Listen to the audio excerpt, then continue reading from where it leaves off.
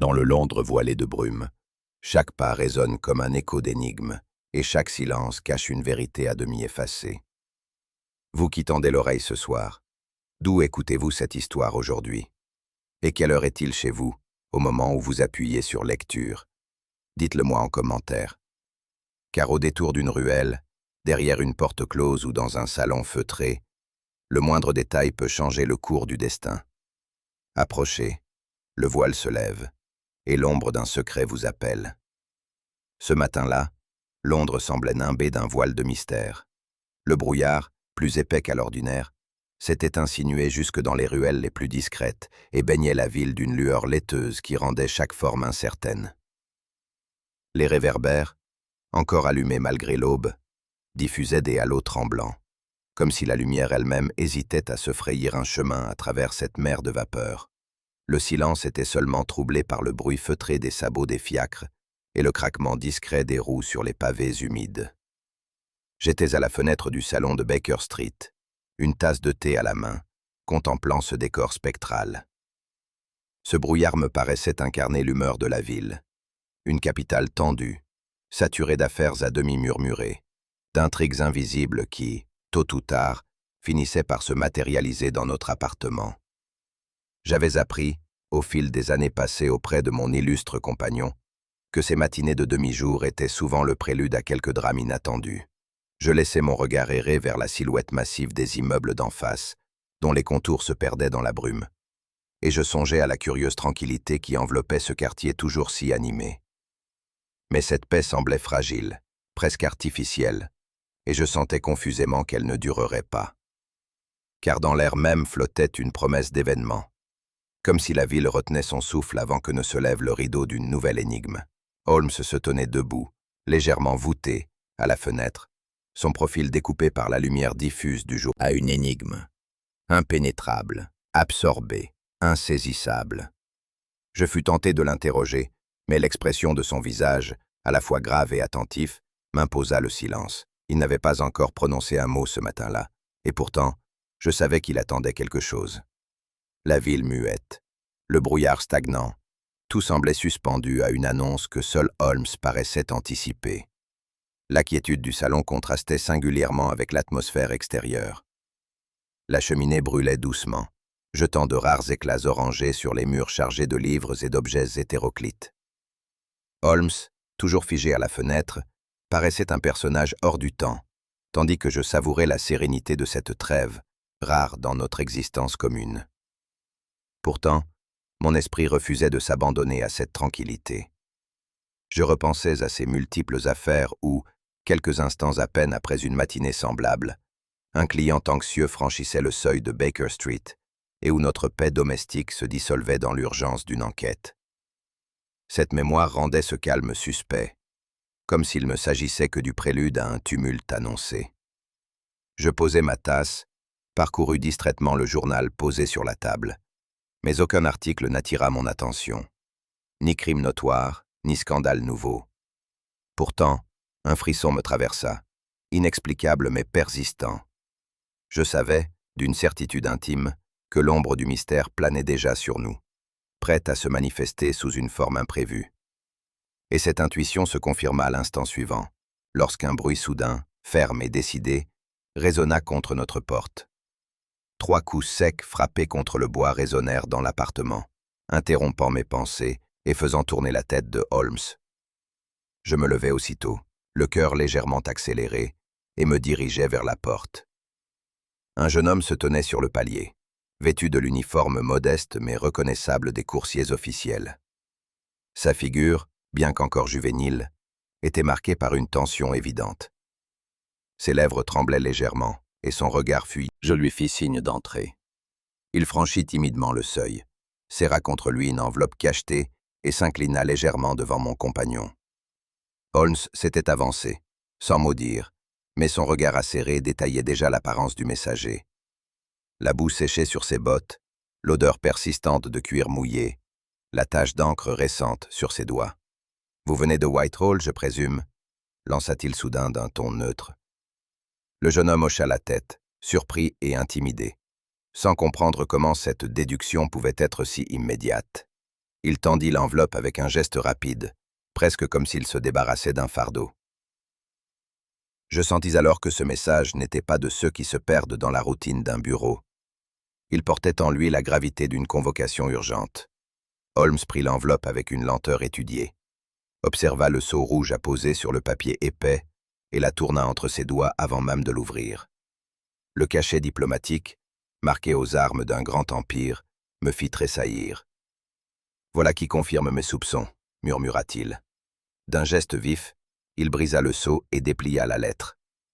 Ses yeux parcoururent rapidement les lignes, son visage demeurant impassible, bien que je crus y déceler une étincelle d'intérêt plus vif que d'ordinaire. Je tentai, sans succès, de deviner le contenu par-dessus son épaule. Mais Holmes replia soigneusement le document avant de me le tendre. « L'affaire est sérieuse, Watson, » dit-il d'une voix calme. « Elle nous concerne au plus haut degré. » Je lus à mon tour. Quelques lignes sèches, rédigées en termes officiels, requéraient la présence immédiate de Sherlock Holmes auprès d'un diplomate étranger, victime d'un vol d'importance capitale. Les mots « urgence » et « confidentiel » revenaient à plusieurs reprises, accentuant le caractère grave de cette convocation. Je refermai la lettre avec un sentiment d'appréhension grandissante. Un mystère lourd, aux implications politiques certaines, venait de frapper à notre porte. Holmes leva vers moi ses yeux d'un gris perçant, et je sentis dans ce bref échange muet, notre rue exhalait quelque chose de solennel. La portière s'ouvrit avec lenteur, et un personnage imposant descendit, drapé dans un manteau de laine sombre, la tête couverte d'un chapeau à large bord. Je remarquai aussitôt sa démarche assurée, mais un peu trop pesante, comme si un fardeau invisible s'accrochait à ses pas. L'homme, grand et robuste, portait en lui la gravité de celui qui n'entreprend rien à la légère. Sa stature semblait commander le respect, et le silence matinal prit aussitôt une dimension plus grave à son approche. Je devinais, avant même qu'il n'eût franchi notre seuil, qu'il ne s'agissait pas d'un client ordinaire venu pour une banale affaire domestique. L'air même qu'il respirait semblait chargé de secrets et d'intentions officielles. Holmes, qui avait suivi le manège avec une intensité muette, esquissa un sourire imperceptible. J'avais la conviction intime qu'un mystère d'une rare ampleur allait pénétrer dans notre appartement en la personne de cet étrange visiteur. L'homme se présenta dans notre salon avec une courtoisie mesurée, mais je crus percevoir dans sa voix une vibration singulière. Son accent, légèrement marqué, confirma ce que son maintien laissait pressentir. Il appartenait à la noblesse russe. Il déclina son identité avec une réserve calculée, révélant qu'il occupait un poste élevé au sein de l'ambassade impériale à Londres. Ce qui me frappa aussitôt fut le contraste entre son port altier et l'inquiétude perceptible dans son regard. Ses traits étaient durs, presque taillés dans la pierre, mais ses yeux, d'un bleu pâle, trahissaient une agitation intérieure que ni sa haute fonction, ni ses habitudes diplomatiques ne parvenaient à dissimuler. Je vis Holmes incliner la tête, le fixant avec une attention où se mêlaient curiosité et prudence. Mon compagnon, habitué aux mensonges raffinés comme aux détresses sincères, percevait toujours la dissonance entre les deux. Le diplomate, après avoir échangé quelques paroles de convenance, demeura debout, comme s'il n'osait encore se confier pleinement. L'air chargé de notre salon se tendit sous son silence, et je sentis que la véritable raison de sa visite. Je m'appliquai à observer plus finement notre visiteur, comme Holmes m'y avait maintes fois encouragé. Sous son manteau sombre, sa chemise était légèrement froissée, détail inhabituel chez un homme de sa fonction. Ses doigts, longs et noueux, s'agitaient par moments contre le bois de la chaise qu'il avait enfin acceptée, produisant un léger tapotement nerveux. Ses lèvres, fines et pâles, se crispaient par instants comme pour retenir des paroles qu'il n'osait prononcer trop tôt. De petites gouttes de sueur perlaient à sa tempe malgré la fraîcheur de la matinée, et ses yeux, lorsqu'il se posait sur Holmes, brillaient d'une lueur inquiète. Tout cela trahissait une tension intérieure considérable. Pourtant, il s'efforçait de conserver une dignité officielle, redressant la tête, modulant sa voix pour lui donner une fermeté qui sonnait faux. Je ne pus m'empêcher de songer à ces blessés que j'avais autrefois soignés au front. Leur corps trahissait des signes de faiblesse que leur volonté s'acharnait à masquer. Je compris que l'homme luttait, non seulement contre une inquiétude immédiate, mais contre la honte même de l'exprimer. Cette lutte intérieure, plus encore que ses paroles, éveilla mon intérêt, car elle annonçait la gravité du mystère à venir. Au bout de quelques instants de silence pesant, l'envoyé prit enfin la parole. Sa voix, grave et contenue, résonna dans notre salon avec une solennité presque dramatique. « Monsieur Holmes, dit-il, je viens à vous pousser par une nécessité impérieuse. Ce que j'ai à révéler n'est pas seulement une affaire privée, ni même un simple vol. Il s'agit de la sécurité de mon pays. » Il marqua une pause, scrutant Holmes avec une intensité qui témoignait de l'importance de son aveu. Puis, se penchant légèrement, il ajouta « J'ai hésité à franchir votre seuil, car l'affaire est délicate au plus haut point. Pourtant, nul autre en Angleterre ne possède votre réputation ni vos facultés singulières. Je ne puis m'adresser à personne d'autre. » Ces mots, pesés avec soin, ne disent l'agitation des domestiques, l'incrédulité du personnel, et surtout la terreur qu'il avait saisie lui-même. Car ce vol, si l'on venait à l'apprendre, pourrait compromettre non seulement sa carrière, mais encore ébranler la fragile entente diplomatique entre les deux nations. « Comprenez, messieurs, dit-il en levant ses mains tremblantes, ce n'est pas un simple secret qui a été arraché à ma garde, mais une arme. Entre de mauvaises mains, ce document pourrait déclencher une tempête. » Ces paroles résonnèrent en moi avec une gravité qui dépassait tout ce que j'avais pu imaginer. Le mystère n'était plus une affaire criminelle ordinaire. Il touchait à l'équilibre politique de l'Europe entière. Holmes, impassible, ne scia pas. Mais je crus apercevoir dans ses yeux cette lueur glacée qui annonçait la mise en marche de son esprit analytique. Le diplomate se pencha davantage vers Holmes, comme s'il confiait son âme elle-même. « Je vous en conjure, monsieur, » reprit-il d'une voix plus basse. « Il faut que ces papiers soient retrouvés avant que l'affaire ne s'ébruite. Si le scandale venait à éclater, ce serait une catastrophe internationale. » Il parlait avec une urgence contenue, mais chaque mot vibrait de la peur du désastre. Ses mains, jointes comme dans une prière, accentuaient la solennité de sa supplique. Je vis Holmes hocher lentement la tête, non par compassion, mais par une concentration glacée. Il avait déjà accepté intérieurement l'affaire, je le savais, et ce simple hochement suffisait à sceller notre implication. Je sentis peser sur nous l'ombre d'un danger que je ne parvenais pas encore à cerner, mais dont l'ampleur se devinait déjà effrayante. Holmes, toujours immobile, posa quelques questions d'une précision chirurgicale. À quelle heure le vol avait-il été découvert? Qui avait eu accès au bureau? Quel bruit suspect avait été entendu? Chacune de ces demandes arrachait au diplomate un détail nouveau, souvent contradictoire. Je compris, en voyant la lueur ironique briller au coin des lèvres de mon ami, qu'il percevait déjà une faille dans ce récit. Le mystère, encore voilé, comme je notais que mon ami n'interrompait pas pour des précisions immédiates, mais qu'il guettait les inflexions de voix, les silences, les répétitions involontaires. C'était comme s'il cherchait moins la vérité brute que l'imperceptible écart qui trahissait le mensonge ou l'omission. Le diplomate, suant légèrement, se contraignait à un récit linéaire, mais je percevais déjà que Holmes en isolait certains passages pour les soumettre plus tard à sa redoutable logique. Lorsque le récit prit fin, un silence pesant emplit la pièce.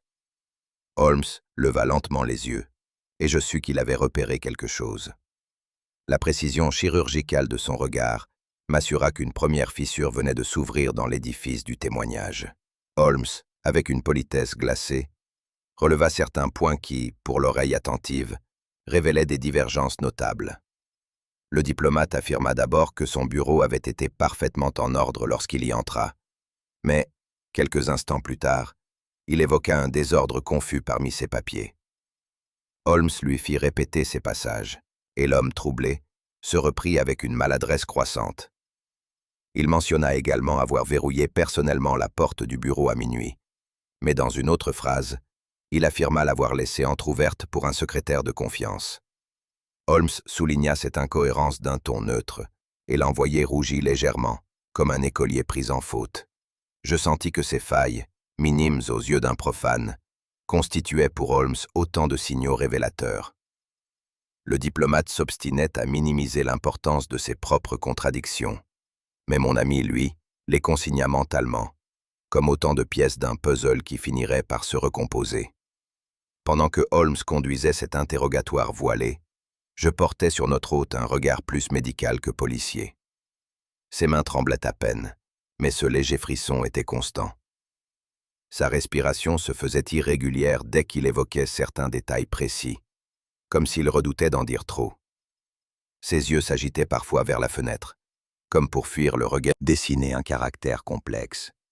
La fierté de sa position transparaissait dans chacun de ses gestes, son port altier, son accentuation volontaire des titres et des honneurs, le soin qu'il mettait à souligner la confiance de son gouvernement. Mais cette fierté, loin d'être inébranlable, masquait une peur palpable. Sous l'armure du diplomate se révélait un homme fragile, conscient que son avenir et son honneur dépendaient du succès ou de l'échec de cette affaire. Je devinais un orgueil patriote, sans doute sincère, mais qui servait à dissimuler une inquiétude intime, presque honteuse. Cette dualité me fascinait. Il parlait en représentant officiel, mais ses yeux criaient l'angoisse personnelle. Holmes, je le savais, percevait cette ambivalence avec une précision encore plus aiguë que la mienne, et déjà, sans doute, il en tirait des conclusions. Je me demandais s'il s'agissait d'un homme véritablement accablé par un crime commis à ses dépens, ou d'un acteur habile craignant d'être percé à jour. Holmes, brusquement, détourna la conversation vers les proches collaborateurs du diplomate. Sa voix demeura neutre, mais chaque question était une flèche. Qui avait accès au bureau? Quel domestique circulait dans les couloirs? Quel visiteur avait été reçu dans les heures précédant la découverte du vol? Le diplomate hésita, puis évoqua son secrétaire anglais, jeune homme de confiance mais récemment arrivé, un attaché russe, rigoureux mais d'un caractère sombre. Enfin une servante discrète, dont la loyauté paraissait au-dessus de tout soupçon. Chaque nom, chaque description fut accueillie par un hochement de tête silencieux de Holmes, qui notait sans écrire. Je sentis que l'interrogatoire n'avait pas seulement pour but de dresser une liste. Il cherchait à ébranler la façade de certitude du diplomate. Car derrière chaque mot se dessinait une possibilité d'ombre. La conviction tranquille de l'envoyé s'effritait peu à peu, et je devinais que nous n'avions pas fini d'entendre parler de ces figures secondaires. Holmes s'adossa dans son fauteuil, ferma les yeux un instant, puis par là, il évoqua la possibilité d'un désordre volontairement orchestré pour masquer une action précise, ou encore celle d'un intrus introduit par complicité. Chaque hypothèse semblait plausible, mais Holmes les formulait avec une prudence qui laissait deviner qu'il en savait davantage qu'il ne voulait bien l'admettre. Je savais reconnaître ce ton chez mon ami, celui où il plante des jalons sans livrer encore l'essentiel. Le diplomate, lui, fronça les sourcils, comme piqué au vif par la suggestion qu'un traître pût se cacher dans son entourage immédiat.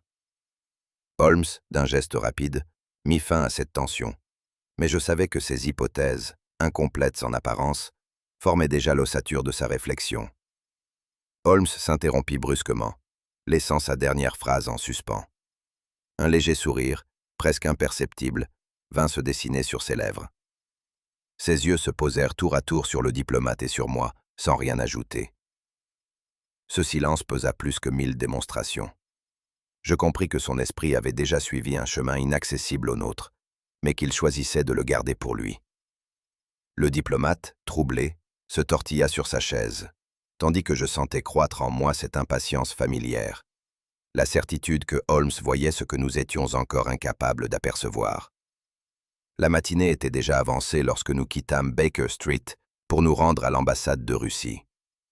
Le fiacre qui nous y mena roulait à travers les rues encore humides de brouillard, et mon esprit s'alourdissait à mesure que nous approchions du quartier diplomatique. Lorsque l'édifice se dessina devant nous, mon regard se fixa aussitôt sur sa façade sévère. L'ambassade se dressait comme une forteresse, massive, ornée de colonnes froides, et surmontée de drapeaux immobiles qui semblaient peser dans l'air gris. L'ensemble exhalait une impression d'autorité, mais aussi de méfiance, comme si chaque pierre recelait le secret d'un empire jaloux de son isolement. Je sentis instinctivement que ce lieu ne se prêterait guère à la franchise. Tout, depuis les lourdes grilles de fer jusqu'aux silhouettes figées des sentinelles, inspirait une crainte. L'hostilité voilée des lieux. Les tapis épais étouffaient nos pas, Mais je me sentais épié, surveillé par des oreilles invisibles. Le fonctionnaire, nerveux, jetait des coups d'œil rapides à Holmes, comme si la seule présence de mon ami constituait une menace. Holmes, impassible, gardait le silence, mais je le voyais noter chaque détail. La raideur de notre guide, l'agencement du mobilier et la tension palpable dans l'air. Pour ma part, je songeais que nous n'étions pas accueillis comme des alliés, mais plutôt tolérés comme des intrus dont on se méfiait. Nous fûmes enfin introduits dans le bureau où le vol avait eu lieu. C'était une pièce vaste et richement meublée, mais dont l'ordre trop parfait me sembla presque artificiel. Les lourds rideaux de velours laissaient filtrer une lumière parcimonieuse, qui jetait des ombres épaisses sur les meubles massifs. Holmes s'avança lentement, et je le suivis du regard tandis qu'il examinait chaque détail. Il passa devant le bureau, en caressa le bois poli de la main, observa la disposition des papiers et s'arrêta sur un encrier d'un noir brillant. Rien ne semblait déplacé, et pourtant, je connaissais assez Holmes pour deviner que cet ordre même constituait pour lui un indice. Il s'accroupit pour observer le tapis, scruta les coins de la pièce et releva le menton vers les moulures du plafond. Chaque geste était calculé, chaque regard mesuré. Je savais qu'il voyait là où je ne percevais qu'une banalité fastueuse. « Tout est à sa place », dit-il enfin d'un ton bas, et c'est précisément ce qui est remarquable. Ces paroles, énigmatiques, éveillèrent en moi l'idée que ce bureau, apparemment intact, cachait déjà la trace d'un passage indésirable. Holmes, penché sur le bureau, posa son doigt ganté sur une petite tache sombre qu'il m'indiqua aussitôt. « Voyez, Watson, dit-il, cette encre n'a pas encore séché complètement. Elle a été renversée récemment, et l'on a tenté de la nettoyer à la hâte. » Je m'approchai et constatai, en effet, qu'un papier avait dû absenter. Alors que je me détournais du bureau, Holmes m'appela d'un signe discret. Il m'invita à examiner la serrure de la porte intérieure, menant à une petite antichambre. En me penchant, je découvris de fines éraflures, presque invisibles, qui entouraient l'orifice. « Qu'en pensez-vous, Watson ?» me demanda-t-il. Je ne pus que constater l'évidence. Ces marques n'étaient pas naturelles. Elles évoquaient l'usage d'un instrument métallique, peut-être une fine lame ou un crochet. Holmes, avec un sérieux glacé, confirma mon impression. « Une serrure forcée, » dit-il, mais avec une adresse telle qu'on espérait dissimuler la manœuvre. Seul un œil attentif pouvait le remarquer. Je frissonnais à l'idée qu'un intrus avait franchi ce seuil, sous les yeux aveugles de toute une ambassade, pour se diriger vers le bureau du diplomate. Cela renforçait le caractère troublant de cette affaire. Rien ne se produisait par hasard, et le crime semblait le fait d'une main exercée. Holmes, se redressant, renifla légèrement l'air, comme un chien de chasse flairant une piste. « Curieux, » murmura-t-il. Je l'imitai, et perçus soudain une note florale, douce mais persistante, qui jurait avec l'atmosphère sévère de la pièce.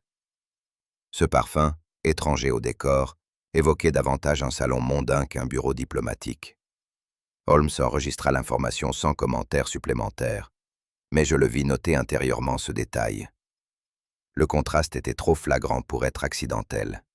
Qui donc, parmi ce personnel strictement masculin et rigide, avait pu laisser derrière lui cette trace parfumée?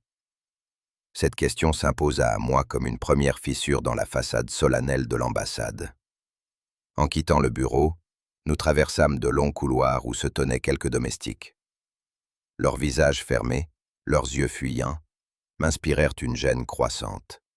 Aucun ne parlait, mais chacun semblait porter sur ses épaules une lourde inquiétude. Je remarquai que certains nous observaient à la dérobée, comme s'ils craignaient que nos pas ne dévoilent ce. Nous fûmes introduits dans un salon richement décoré, où 3 personnes attendaient déjà, assises à distance l'une de l'autre. L'air y était lourd, et je perçus immédiatement une tension presque palpable. Chacun semblait prisonnier d'un rôle imposé, feignant une sérénité qu'il n'éprouvait manifestement pas.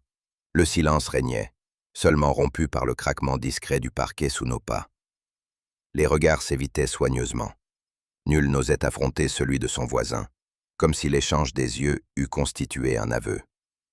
Je me sentis témoin d'un théâtre secret, où chaque acteur portait un masque fragile. Holmes, debout, les contempla tour à tour avec une froideur détachée. Il ne disait rien encore, mais je voyais briller dans ses yeux l'éclat de la chasse. À cet instant, je compris que chacun de ces visages dissimulait un secret, et que notre tâche serait de faire tomber un à un ces masques silencieux. Le premier suspect était un jeune homme de complexion pâle, au maintien rigide et aux gestes mesurés. Son costume, parfaitement ajusté, témoignait d'un soin méticuleux qui, paradoxalement, trahissait une certaine raideur intérieure. Il paraissait moins un homme qu'un fonctionnaire incarné dans la chair, tant son attitude reflétait le désir de se conformer à une image de droiture. Cependant, derrière cette façade irréprochable, je crus percevoir une froideur inquiétante.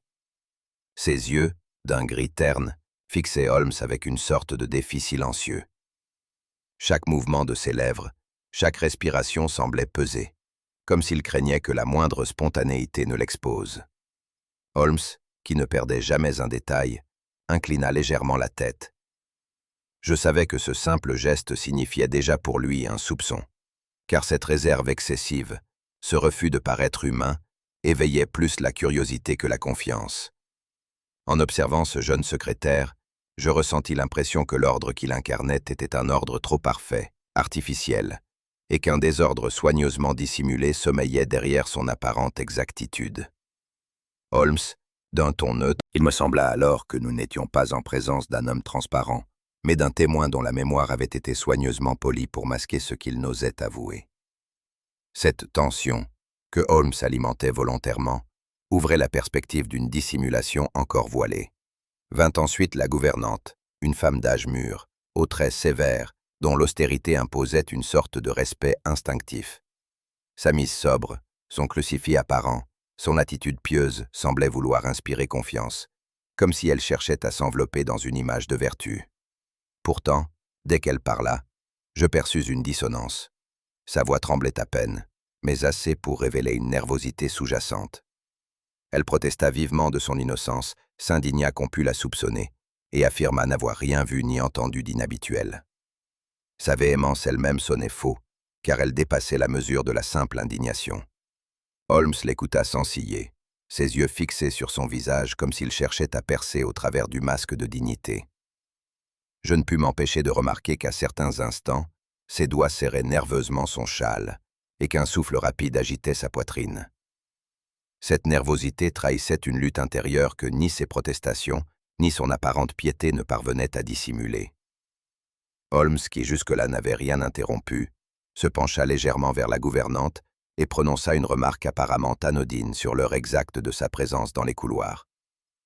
À ma surprise, cette observation, presque banale, provoqua chez elle un changement de ton immédiat. Jusqu'alors ferme et indignée, elle se troubla, hésita dans ses mots, puis tenta de corriger son récit avec une maladresse manifeste. Holmes ne fit aucun commentaire, mais je compris aussitôt que cette réaction valait une confession implicite. Je notai intérieurement que cette femme, dont l'assurance paraissait si solide quelques minutes auparavant, venait de montrer la première fissure de sa défense. Ce brusque passage de la fermeté à la confusion en disait plus long que ses déclarations outrées. Holmes, les yeux mi-clos, s'avoue moins un acteur réel qu'une diversion, destinée à jeter la confusion dans les esprits et à détourner l'attention des véritables coupables. Mais à qui profitait cette ombre? La question demeurait entière. Après chaque témoignage, Holmes notait de rapides signes dans son carnet, sans jamais livrer un commentaire clair. Son silence, plus encore que ses paroles, pesait sur la pièce. Chacun guettait une réaction, mais il n'en offrait aucune, se contentant d'un froncement de sourcils ou d'un demi-sourire. Je connaissais ce comportement. C'était le moment où son esprit travaillait à une vitesse fulgurante, reliant des points invisibles aux autres. Pour nous, simples spectateurs, son mutisme était frustrant, mais il constituait pour lui une arme redoutable. Je sentais que chaque détail noté, une hésitation, un mot de trop, un regard fuyant, formait déjà une trame logique que lui seul discernait. Et ce silence, loin de rassurer, renforçait l'inquiétude des suspects, qui se savaient observer sans comprendre ce que Holmes avait découvert.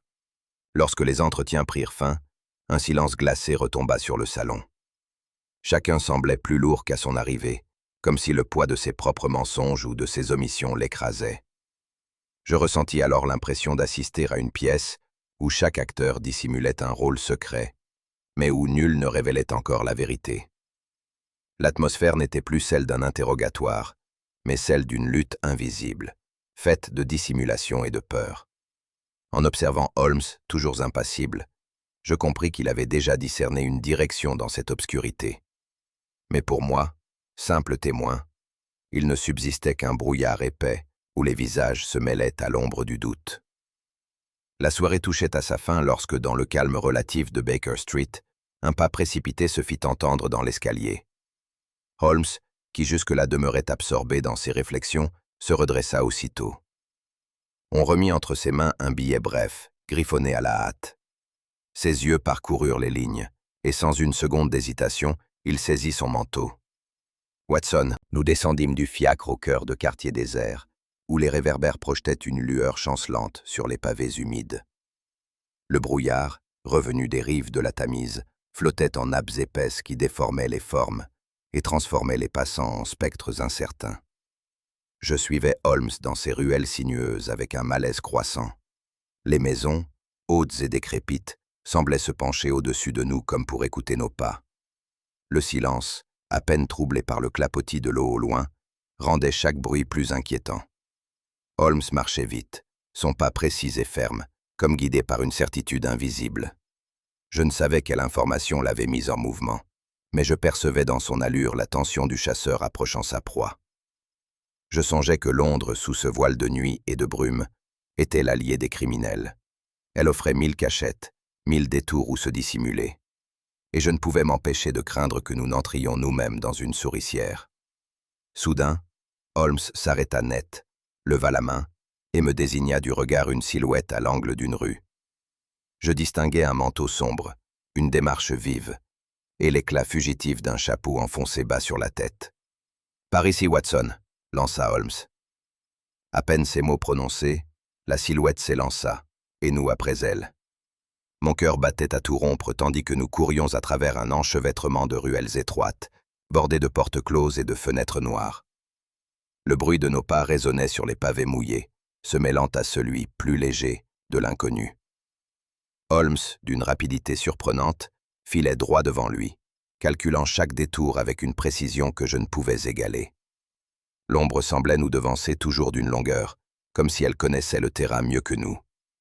Je sentais que cette fuite n'était pas celle d'un vagabond effrayé, mais d'un homme résolu à disparaître, et qui savait qu'il jouait avec notre persévérance.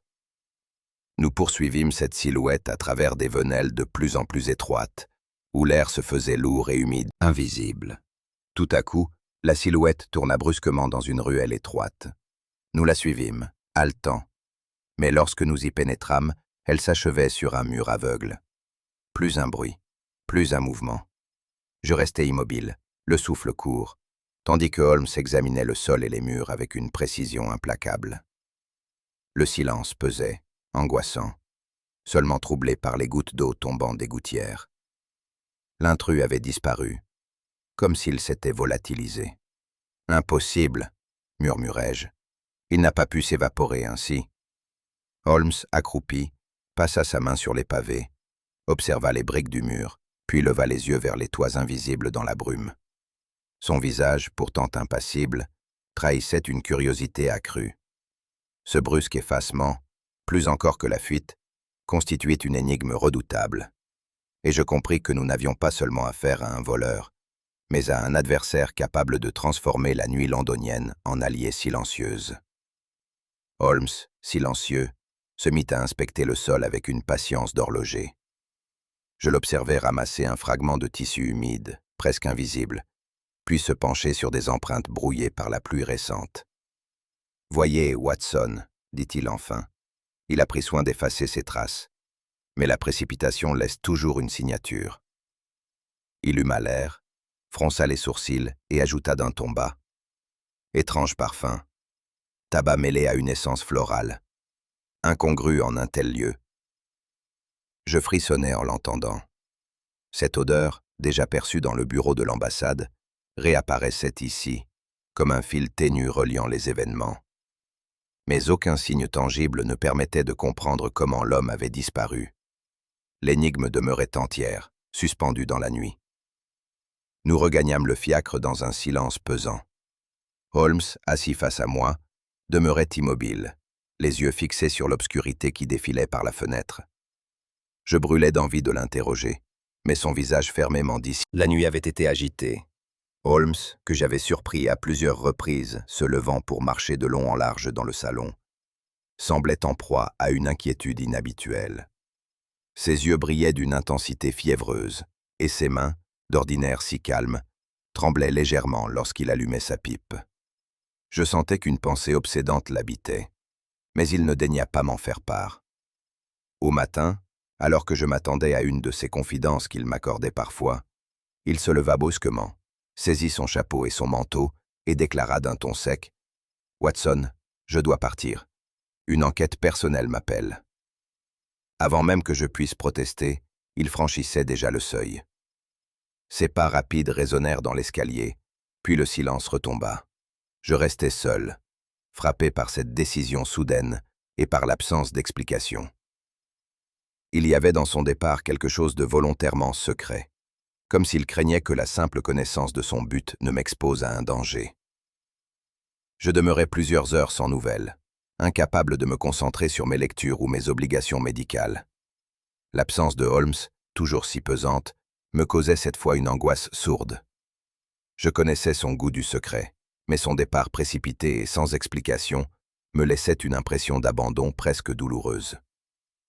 Je me surpris à errer dans l'appartement, à observer sa chaise vide, sa pipe encore tiède sur la table, ses carnets ouverts sur des pages couvertes de signes mystérieux. Tout me rappelait sa présence. Et pourtant l'homme lui-même s'était éclipsé comme une ombre. Je songeais au danger auquel il s'exposait peut-être. Poursuivait-il une piste dangereuse? Avait-il découvert un complice caché parmi les suspects? Je ne pouvais m'empêcher d'imaginer le pire. Chaque bruit de pas dans la rue, chaque coup frappé à la porte, faisait battre mon cœur plus vite, dans l'espoir d'un retour soudain. Mais l'attente demeurait vaine, et l'inquiétude me gagnait peu à peu comme un poison silencieux. 2 jours passèrent sans que Holmes reparût. Holmes n'apaisait en rien leur inquiétude. Je n'étais pour eux qu'un observateur impuissant, témoin d'une inquiétude grandissante. Je me surpris moi-même à redouter que l'absence prolongée de mon ami ne compromît l'ensemble de l'enquête. Car chaque jour perdu resserrait l'étau autour de l'Angleterre et de la Russie, menaçant de transformer un vol mystérieux en un scandale international. Et Holmes, seul maître des fils de cette énigme, demeurait invisible. Ce fut au 3e jour que je reçus la visite d'un représentant du Foreign Office, un homme austère à l'accent tranchant, qui se présenta à Baker Street avec une expression de gravité glaciale. Il me rappela sans détour que cette affaire dépassait largement le cadre d'un simple crime. Le gouvernement tout entier, dit-il, compte sur M. Holmes. Les enjeux diplomatiques sont tels qu'une erreur pourrait entraîner des conséquences désastreuses pour la paix en Europe. Je tentais d'expliquer que Holmes travaillait en secret, mais mon interlocuteur ne sembla guère convaincu. Il exigea que je transmette à mon ami, dès son retour, l'urgence absolue de la situation. Lorsque je demeurais seul, ces paroles résonnèrent dans mon esprit comme un avertissement. J'avais toujours su que les enquêtes de Holmes touchaient parfois aux hautes sphères, mais jamais je n'avais senti à ce point le poids écrasant de la politique s'abattre sur ses épaules. Je compris alors que cette affaire n'était plus seulement un mystère policier, c'était une partie d'échecs jouée à l'échelle des nations. Et dans cette partie silencieuse, l'absence de Holmes devenait chaque heure plus inquiétante. À l'ambassade, je constatais que l'air lui-même semblait chargé d'électricité. Les employés, qu'ils fussent secrétaires, domestiques ou gardes, s'observaient avec une méfiance croissante. Chacun, craignant d'être soupçonné, s'appliquait à se montrer irréprochable, mais leurs gestes trop soignés, leurs paroles trop prudentes, trahissaient leurs troubles. J'aperçus un secrétaire qui, croyant n'être pas vu, échangeait un signe furtif avec un domestique. Une gouvernante qui, en parlant à vous de retour à Baker Street, je connus des heures que je n'oublierai jamais. 2 jours s'écoulèrent dans une attente douloureuse, où chaque bruit du dehors éveillait mon espoir. Le roulement d'un fiacre dans la rue, le claquement d'une portière, jusqu'au pas pressé d'un passant, me faisait bondir, persuadé que c'était Holmes qui revenait enfin. Mais chaque fois, la déception me laissait plus lourd encore. Je passais mes journées à relire les journaux, à chercher dans leurs colonnes la moindre nouvelle qui pût éclairer son absence. Les soirées étaient les pires. La chaise vide, son violon silencieux, l'odeur persistante du tabac dans la pièce, tout conspirait à entretenir ma solitude. Je tentais de raisonner ma propre inquiétude, me rappelant combien il savait se tirer des situations les plus désespérées. Mais l'amitié l'emportait sur la raison. Je ne pouvais me délivrer du sentiment qu'un danger invisible le menaçait. Ainsi, l'attente devint une épreuve presque insupportable, où l'absence pesait plus fort que la présence du mystère lui-même. Ce fut au deuxième jour que je surpris, dans les colonnes d'un quotidien, une note brève mais troublante. On y rapportait qu'un individu suspect, de nationalité étrangère, avait été aperçu rôdant aux abords de la Tamise, près des entrepôts abandonnés. Certains affirmaient qu'il s'agissait d'un espion en mission secrète. La lecture de cette rumeur fit naître en moi une inquiétude nouvelle. Était-ce cet homme que Holmes poursuivait? Était-ce la piste qui l'avait conduit à disparaître ainsi, sans un mot? L'idée qu'il pût se trouver face à un adversaire dangereux, isolé et peut-être armé, me glaça le sang. Plus j'y songeais, plus il me semblait que chaque détail du mystère convergeait vers cette ombre furtive. Et pourtant, je ne possédais aucune preuve, seulement l'intuition douloureuse que l'absence de Holmes se rattachait à cette silhouette aperçue sur les quais. Le troisième soir, enfin, la porte s'ouvrit, et Holmes reparut. Son visage, marqué par la fatigue, portait les traces d'une lutte singulière, semblable à celui d'un homme qui, malgré l'épuisement, porte en lui une victoire intime. Il entra d'un pas vif, déposa son manteau trempé de pluie, et, sans m'accorder une explication immédiate, se contenta de prononcer « Watson, l'affaire approche de son terme ». Son ton sec, mais chargé d'une étrange certitude, fit battre mon cœur plus vite. J'avais appris à reconnaître cette expression particulière sur son visage. Elle annonçait que la vérité, encore voilée pour moi, était déjà claire dans son esprit. Je me hasardai à lui demander des précisions, mais il leva la main pour m'imposer silence. Sa silhouette, fine et raide, semblait animée par une tension contenue, comme un arc bandé prêt à libérer sa flèche. Et je compris que, malgré les fatigues visibles, mon ami avait atteint un point décisif de son enquête. Holmes s'installa devant la table du salon et, avec un soin particulier, sortit de sa poche intérieure un dossier écorné qu'il posa devant moi. Les feuilles étaient tachées d'humidité, les coins arrachés, et l'ensemble portait les marques d'un usage rude. À côté, il déposa quelques objets hétéroclites. Un fragment de tissu sombre, une boîte d'allumettes étrangères, et un morceau de papier froissé couvert de caractères à demi effacés. Je le regardai avec une curiosité ardente, mais il demeura impassible, observant la fumée de sa pipe monter lentement vers le plafond. « Ces éléments, dit-il enfin, sont les jalons qui m'ont guidé dans les bas-fonds de Londres comme dans les salons les plus austères de l'ambassade. Mais leur signification, je la garde encore pour moi. » Je crus percevoir dans sa voix une nuance presque théâtrale, comme s'il préparait déjà la scène où il dévoilerait toute l'affaire. Pour l'heure, je dus me contenter d'un silence qui me pesait, car je savais que ce dossier contenait la clé de tout ce que nous poursuivions depuis des jours. Et pourtant, Holmes, fidèle à son habitude, choisissait le moment exact pour frapper d'un coup d'éclat. Lorsque nous franchîmes les lourdes portes de l'édifice, je sentis que l'air même vibrait d'une tension sourde. Les visages fermés des diplomates, l'agitation contenue des domestiques, tout indiquait que chacun redoutait ce qui allait se produire. Holmes, lui, marchait droit, comme un juge entrant dans sa salle d'audience. « Il est temps que les masques tombent », me glissa-t-il à voix basse.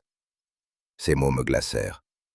J'entrevis que cette réunion ne serait pas un simple échange de courtoisie, mais bien une confrontation décisive. Les coupables, quels qu'ils soient, allaient être placés face à leurs contradictions. Je suivis mon ami avec une appréhension croissante, me demandant de quel côté tomberait le couperet de la vérité. Et lorsque nous pénétrâmes dans le salon lambrissé, je vis déjà, Sur les visages des suspects réunis, une inquiétude que nul effort de dignité ne pouvait masquer. Le salon privé où nous fûmes introduits résonnait d'un silence oppressant. Les rideaux tirés, les lampes à demi voilées, créaient une atmosphère crépusculaire. Les suspects, assis en cercle, semblaient figés dans une attente fébrile.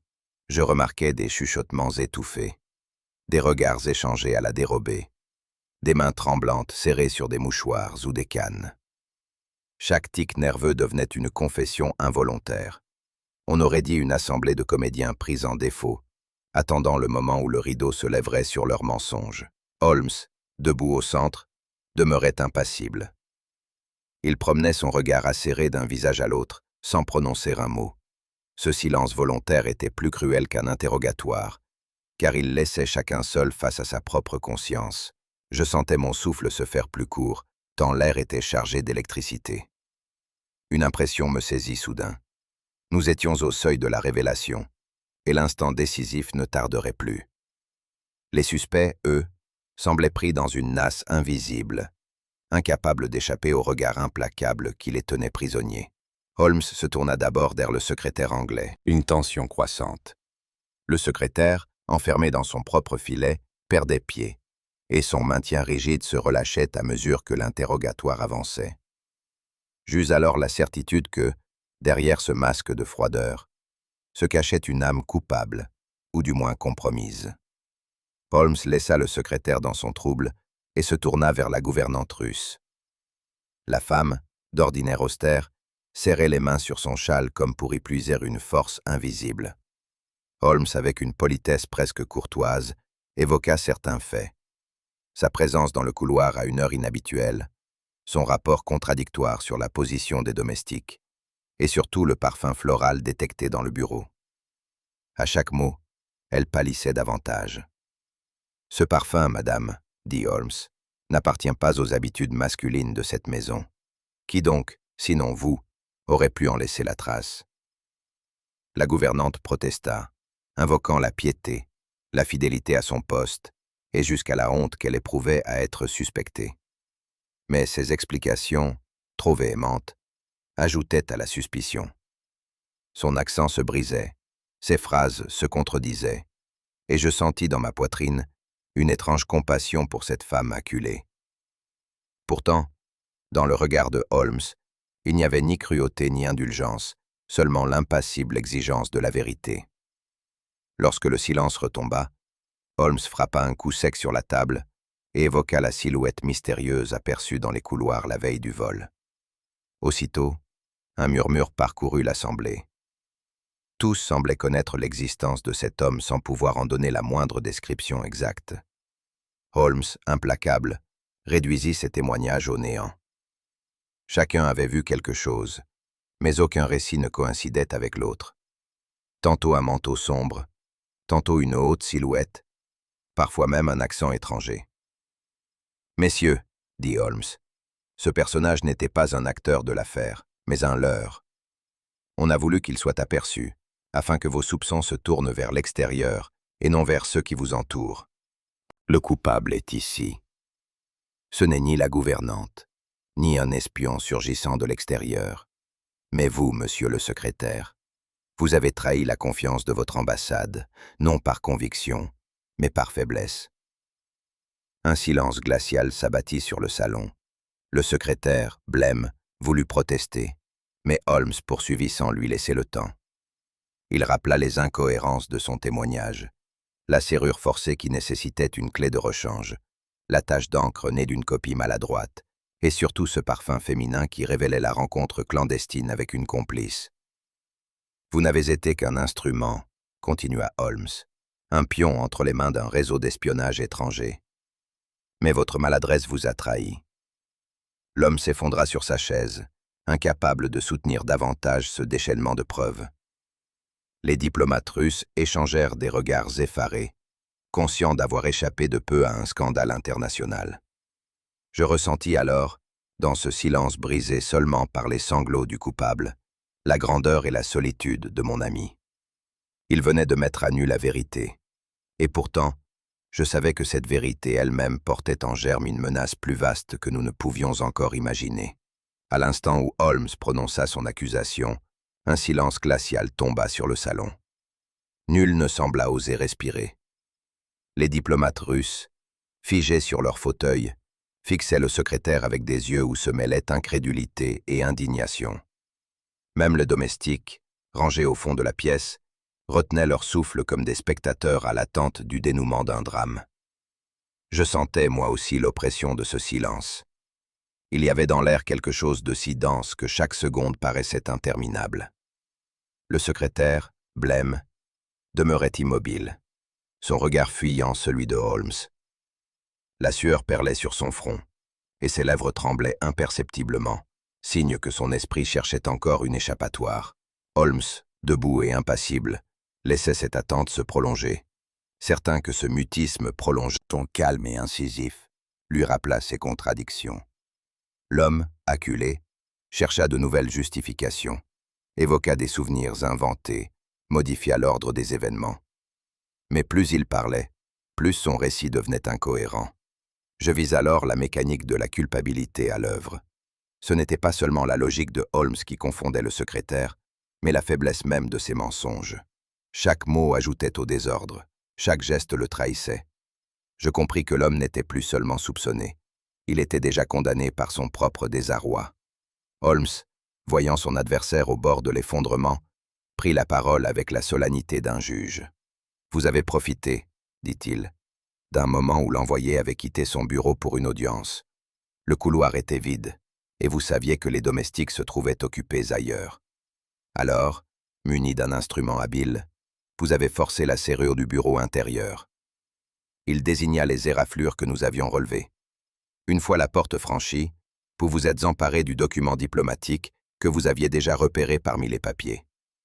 La précipitation vous fit commettre une erreur, l'encre renversée sur le bureau. Vous avez tenté de l'effacer, mais cette maladresse est devenue votre signature. Holmes détailla ensuite la manière dont le secrétaire avait replacé certains papiers dans un ordre factice, pensant masquer son forfait. Mais cette organisation trop parfaite avait éveillé ses soupçons. À mesure que mon ami déroulait le stratagème, le visage du secrétaire s'affaissait, comme si chaque mot lui arrachait un aveu silencieux.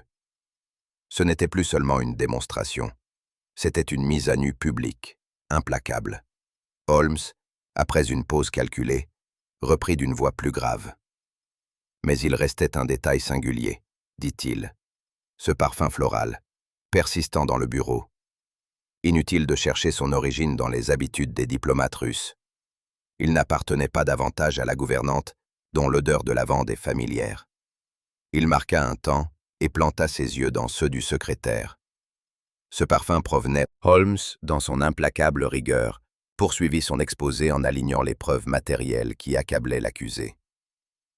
Il rappela la tache d'encre, laissée par une copie maladroite du document, indice trop grossier pour échapper à son œil exercé. Cette tache, loin d'être un accident insignifiant, révélait l'empressement du secrétaire, qui n'avait pas su contrôler son geste au moment crucial. Il évoqua ensuite les empreintes brouillées retrouvées près du bureau. Tandis que certains y voyaient la confusion des domestiques, Holmes démontra que ces traces différaient par leur pression et leur direction, marquant la présence d'un homme nerveux, hésitant, qui avait tenté d'effacer ses propres pas. Enfin, il souligna le désordre apparent du bureau. Les papiers, replacés avec une exactitude trop parfaite, trahissaient une mise en scène maladroite. Car le vrai désordre possède une logique organique. Celui-ci, au contraire, respirait l'artifice. À mesure que Holmes avançait, je voyais l'assemblée vaciller entre fascination et effroi. Le secrétaire, lui, se crispait davantage, comme s'il se noyait peu à peu dans un filet de vérité dont aucune maille n'offrait d'issue. Puis Holmes, d'une voix ferme, élargit le cadre de son analyse. « Ce crime, dit-il, n'était pas l'œuvre isolée d'un fonctionnaire imprudent, mais la pièce d'un mécanisme plus vaste. Il évoqua l'existence d'un réseau d'espionnage étranger, patient et méthodique, qui avait choisi le secrétaire comme instrument. Holmes montra comment l'homme, flatté par de subtiles attentions et fragilisé par ses ambitions personnelles, avait été peu à peu gagné à cette influence. Les réunions discrètes, les promesses de reconnaissance, peut-être même d'argent ou de faveur, avait tissé autour de lui une toile invisible. L'étrange visiteur aperçu la veille n'était, selon Holmes, qu'un leurre destiné à détourner l'attention et à renforcer l'illusion d'une menace extérieure. En réalité, le danger avait toujours été intérieur, tapi dans les murs même de l'ambassade. Je sentis un frisson parcourir l'assemblée. Justification maladroite n'effacèrent rien de la gravité de son acte. Dans le silence pesant qui suivit, je perçus le murmure indigné des diplomates, oscillant entre colère et désarroi. Holmes ne triomphait pas. Il observait le spectacle avec la gravité d'un médecin assistant à une déchéance inévitable. Quant à moi, je ressentis une compassion douloureuse devant cet homme brisé, pris dans des rouages qui le dépassaient, mais dont il demeurait néanmoins responsable. La vérité, implacable, venait de le réduire à néant devant tous. Holmes reprit enfin la parole, son ton empreint d'une gravité qui dépassait la simple affaire criminelle. « Ce vol, dit-il, ne devait pas être considéré comme un incident isolé, mais comme un symptôme de la fragilité des équilibres entre nations rivales. Le document, s'il avait franchi certaines frontières, aurait suffi à rallumer les flammes d'une crise diplomatique aux conséquences incalculables. L'acte d'un seul homme, aussi insignifiant qu'il paraisse, pouvait bouleverser la paix fragile qui retenait l'Europe au bord du gouffre.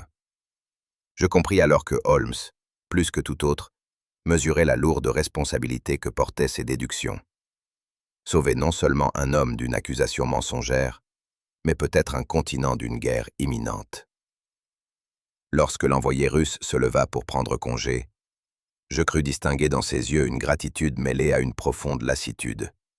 Il salua Holmes d'un geste empreint d'une dignité contrainte, comme si les remerciements trop appuyés eussent trahi une faiblesse indigne de sa fonction. Ces mots furent sobres, mais leur poids résonnait d'autant plus fort. Un aveu tacite que le sort de son pays avait tenu, pour quelques heures décisives, entre les mains d'un seul homme. Lorsque la porte se referma derrière lui, un silence pesant envahit la pièce, semblable à l'air lourd qui suit un orage. La mission de Holmes était accomplie, mais nul ne pouvait ignorer que le danger n'avait été conjuré qu'à demi, et que la menace pouvait renaître ailleurs, à un moment imprévisible. Je me surpris à suivre du regard la cité. Je respectais son silence, bien que ma curiosité me brûlât.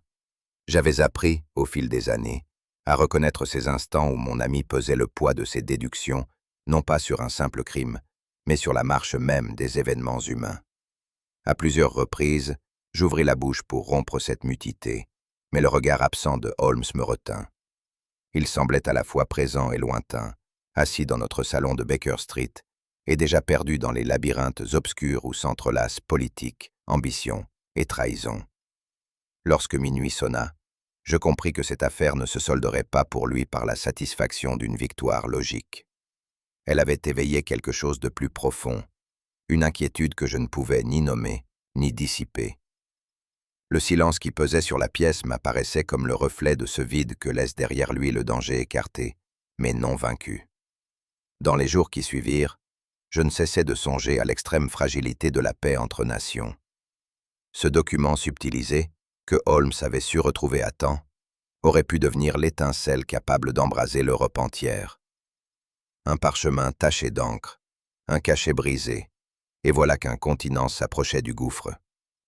Il m'apparut avec une clarté saisissante que la guerre ne tient pas toujours à la puissance des armées, mais à la faiblesse d'un seul homme, à la duplicité d'un geste furtif, à l'orgueil blessé d'un diplomate. Le monde civilisé reposait sur des fondations bien plus précaires que je ne l'avais jamais imaginé.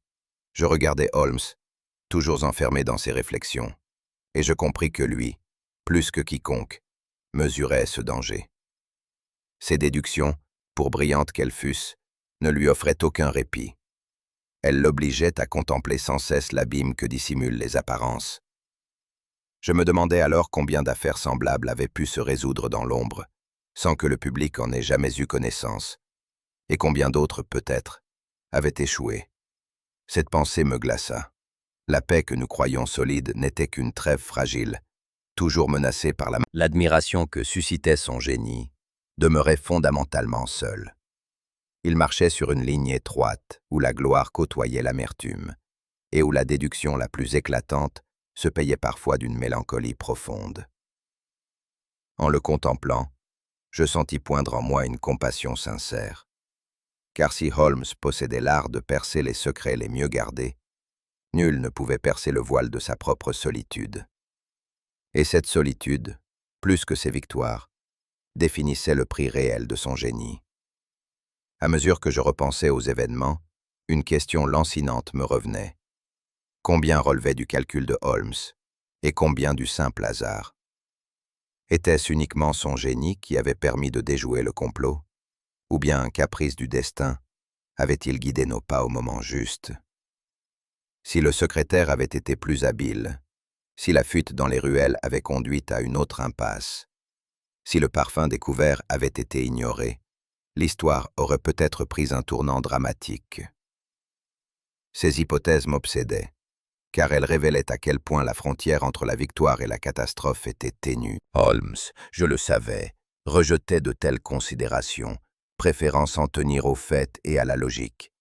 Mais pour ma part, je ne pouvais me défaire de ce sentiment que nos vies, et plus encore la paix de nations entières, avaient tenu à un fil invisible. Je me surpris à remercier le ciel d'avoir mis sur notre route ce compagnon au regard perçant. Car si le destin avait semé ses pièges, c'est le génie de Holmes qui, cette fois, avait su les éviter. Mais qu'en serait-il de la prochaine fois? Un soir, alors que je croyais son esprit encore absorbé par ses réflexions, Holmes rompit brusquement le silence. Sa voix était basse, mais chaque mot tombait comme une sentence. Ce n'est pas la science du crime qui me trouble, Watson, mais la nature humaine elle-même. Voyez comme l'ambition, le besoin de reconnaissance ou la peur suffisent à faire basculer un homme de son devoir vers la trahison. Il se leva, fit quelques pas dans la pièce, puis ajouta « Nous cherchons à bâtir des systèmes politiques, des alliances, des traités. Mais tout cela repose, au fond, sur la faiblesse des individus. Voilà le véritable danger. » Je n'osais répondre, car sous la froideur apparente de son constat, je devinais une amertume sincère, celle d'un homme qui avait vu trop souvent les nobles idéaux se briser contre les passions les plus mesquines. Ces mots, plus que l'affaire elle-même, restèrent gravés dans ma mémoire. Une vérité sans éclat, mais d'autant plus redoutable qu'elle touchait au cœur même de la condition humaine. Cette nuit-là, avant de me retirer, je jetai un dernier regard vers mon ami. Holmes se tenait à la fenêtre, la silhouette découpée dans l'ombre, immobile comme une statue de vigilance. La lumière blafarde des réverbères dessinait autour de lui une aura incertaine, à mi-chemin entre la victoire et l'inquiétude. Je compris que cette image me hantrait longtemps, celle d'un homme qui, tout en sauvant le monde d'un péril invisible, demeurait prisonnier de ses propres méditations. Ainsi s'achevait cette affaire, non par le triomphe éclatant, mais par la vision poignante de la solitude mystère. Jésus.